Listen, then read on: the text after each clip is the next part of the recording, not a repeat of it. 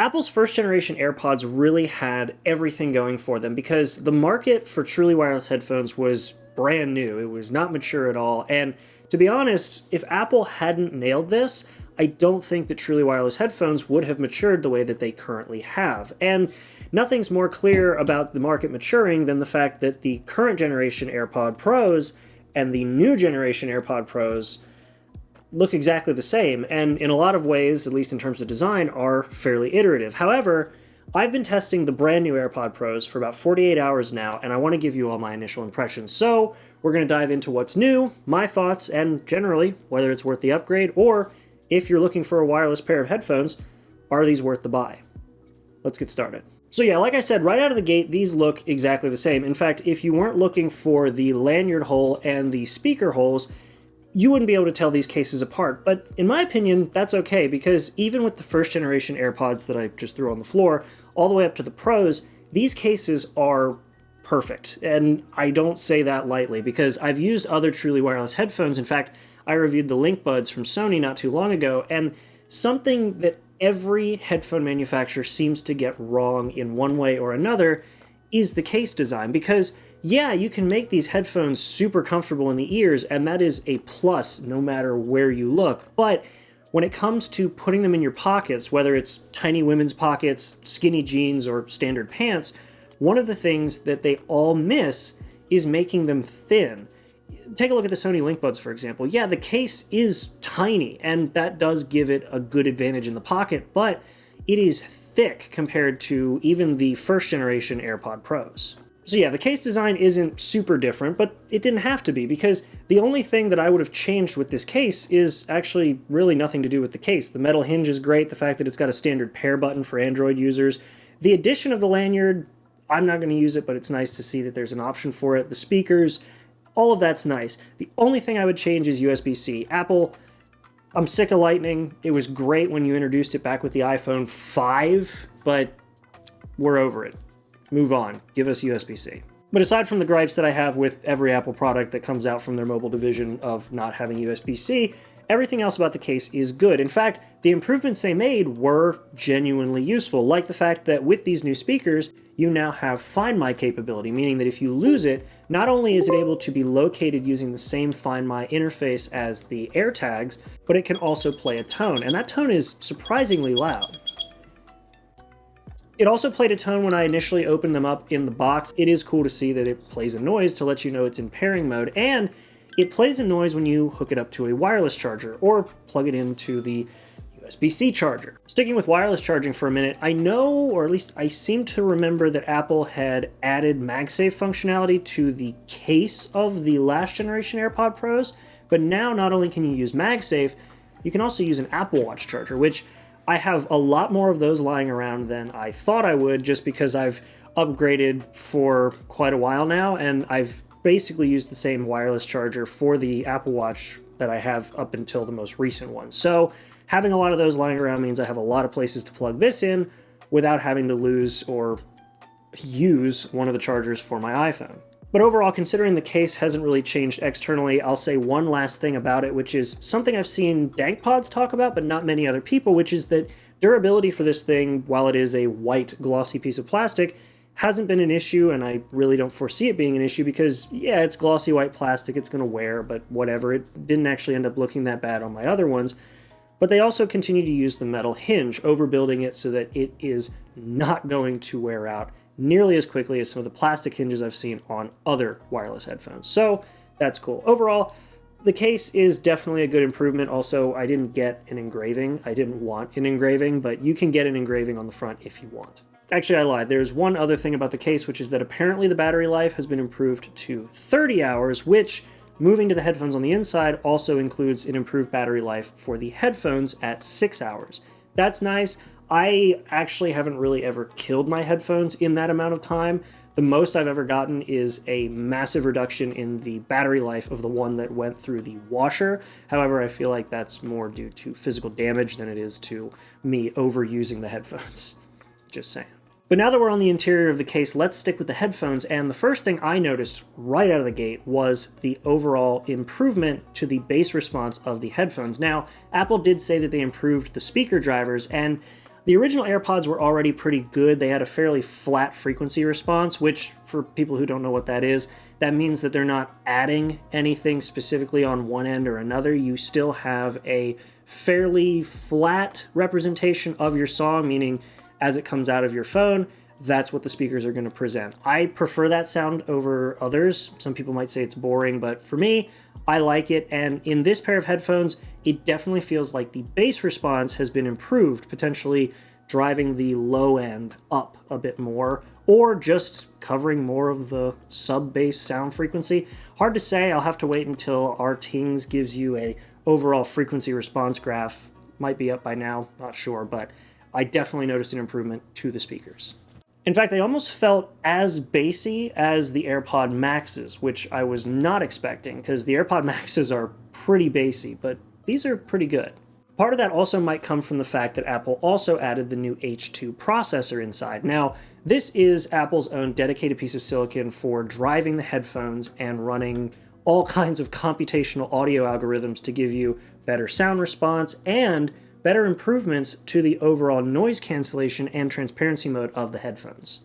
Now again, the original AirPod Pros had incredible noise isolation. In fact, I used them for drumming. That's how good they were. And when I used these for drumming, they were also incredibly good. Now, one of the benefits that these newer headphones have over the older ones is a 48,000 time per second refresh or scan of the environment for noise cancellation over the 200 of the previous one. Again, courtesy of this newer and presumably more powerful H2 chip driving these headphones. Now, obviously, drumming is a very extreme case for any pair of noise-canceling headphones, but when it comes to regular use, things like going on a walk and canceling out the audio, or even just sitting in a room with some noise, it still struggles with some of the really high audio frequencies and some of the very low audio frequencies. However, it does seem like those frequencies it struggles with have been improved slightly, so it's only the highest of the high frequencies and the lowest of the low frequencies that make it through.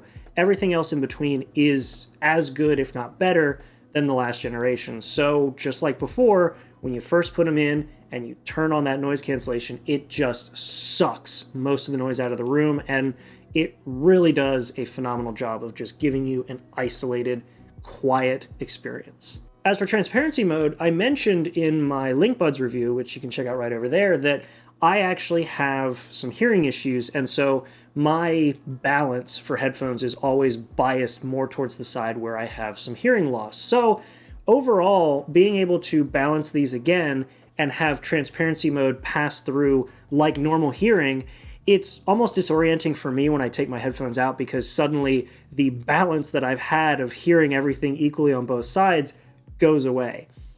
Probably not the same experience that many people have had, because I'm sure not as many people have a decent amount of hearing loss in one ear, but overall having this equal audio experience that feels as good as hearing and it's level, even for me, that's great. So transparency mode, I'm never going to be unbiased towards, just because when you have it biased to one side and it makes your audio sound proper for hearing, I'll fall in love with it every time. Sorry. That part's not going to be unbiased at all. I love transparency mode. Apple's implementation of it is the best in my experience, and acts like hearing aids in my case. But while we're talking about the idea of sound being even, something that I did try out and still am not a big fan of is spatial audio. Now, Apple did say they improved it, and they actually implemented a tool to 3D scan your ear to give you a more accurate representation of this spatial audio setup, but still not my thing. The best way I can describe it is that when you have it set up the way that Apple intends it, you are essentially sitting in front of two virtual speakers, and as you rotate your head, the speakers stay in the same place, and it just kind of spaces everything out. It's kind of neat. Things that were specifically tuned or mixed for spatial audio have benefits. A lot of the new Bring Me the Horizon songs are mixed for spatial audio, so you can hear the difference. However, songs like Queen's Bohemian Rhapsody that are remastered for spatial audio are abominations. When it comes to the spatial audio experience, for me, I don't use the spatial audio where your head moves around. I use the fixed one for some songs because it does give you a little bit of a wider soundstage, which I prefer, but most times I will just set it to fixed and I will have it run like a normal pair of headphones. If you like it, good for you. I'm not a big fan of it. I think it's kind of gimmicky. But whether you're listening to your music with spatial audio on or off, one of the things that you can finally do, is adjust the volume with the headphones. Apple added this touch layer to the button that was already there, so now you swipe up or down and it finally adjusts the volume. That was something that I've wanted for so long, and a lot of tiny headphones don't have it. A lot of headphones implement it in a really dumb way with like a swipe on the ear or a gesture, and overall just feeling, even though it's not a physical button, feeling like the clicks and swipes are all physical in some way. Apple nailed that from the start by playing a tone that sounds like a click when you press the stem. So adding a thud when you swipe and just having that there, so nice. Yeah, the stems for some people aren't the best on AirPods, but for me, if they're useful, like they are on the AirPod Pros, especially now with volume control, I don't mind them. And the last thing I'm going to do now is show off the audio quality between the two different headphones. So right now I'm using the first generation AirPod Pros. So this is how the first generation AirPod Pros sound with the microphone built in. Now keep in mind that these do have the older Bluetooth standard. And now this is generation 2. These are the new AirPods with the improved Bluetooth connectivity, hopefully improving on the sound quality as well with the microphone, but you all have to let me know what you think. And now just for shits and giggles, I put in the Sony LinkBud headphones just to see how the microphone sounds on these. I don't know what Bluetooth standard these use. It's definitely not the new Bluetooth standard, but overall the mic is further away. There's no stem, but they're supposed to be beamforming, so let me know how these sound as well. So with the mic test out of the way, the last thing I wanted to talk about was compatibility with Android, because as I mentioned, these are standard Bluetooth headphones when it comes to pressing the button, putting them in pairing mode, and hooking them up to an Android phone. But one of the things that I kind of glossed over when I talked about the H2 chip was the fact that all the audio processing is done on the headphones, whether it's hooked to iPhone or Android. That means that the 48,000 checks per second for noise canceling, or the active EQ, or really any of the benefits that you would see done on the headphones will be done on either phone platform. So whether you got an Android phone or an iPhone, everything that I talked about, minus the ease of pairing, will actually work on an Android phone. That's pretty cool. At the end of the day, just like the first generation AirPod Pros, Apple is still selling these for $249. And for everything they do, I don't think that's an unreasonable price. And apparently, a lot of people don't think that's an unreasonable price because these are Apple's best-selling wireless headphones. But if you are thinking about upgrading from your first generation AirPod Pros to these, unless you're having battery life issues or audio quality issues, I wouldn't bother. Unless you are really looking for that volume adjustment or the Find My function, because at the end of the day, the sound improvements are good, the noise cancellation improvements are good, everything about it is just good. So, if you have the money and you want to upgrade from a first generation AirPod Pros to second, be my guest. However, I wouldn't recommend it. But if you are coming from an original pair of AirPods and you want noise cancellation, or if you're just done with your standard Bluetooth headphones and want something more convenient with better noise cancellation and overall more features, these are absolutely worth it. But that is a decision that is entirely up to you. But those are my thoughts on the new AirPods Pros. Thank you all so much for watching, and I hope you all enjoyed it. Make sure to like and subscribe so you don't miss more content like this. I got a lot more coming. I'm going to be getting the iPhone 14 Pro Max to review soon, and my video just ended behind me, so that tells me the video is running long. But yeah, I'm going to be getting the iPhone 14 Pro Max to review soon, and I'm also, later down the road, going to be getting my hands on an Apple Watch Ultra to review. So make sure to subscribe so you don't miss that. Leave a comment down below letting me know what you all think. Did you think about buying a pair of AirPod Pros? Are you going to? Or are you not going to? I'm genuinely curious to know, and I'll try to interact with you for at least the first hour of this video's upload. So make sure to go down there and leave a comment. But aside from that, I'll see you all in the next video. Make sure to be there, and have a good one.